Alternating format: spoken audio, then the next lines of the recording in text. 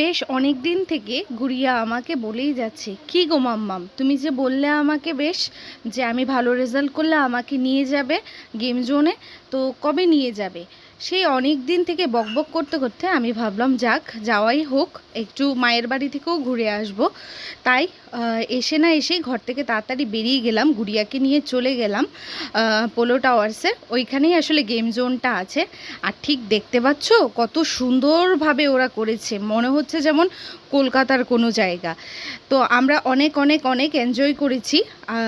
ওইখানে গিয়ে করে অনেকগুলো গেম ছিল, ওইগুলোতে গুড়িয়া সবগুলো ট্রাই করেছে। সত্যি বলতে কি জানো তো, গুড়িয়াকে এর আগে কখনো এত বেশি আমি খুশি দেখিনি। এই সব কিছু দেখে ও বড্ড বেশি খুশি হয়ে গেছিলো। আর ওর খুশিতেই তো আমাদের খুশি বলো।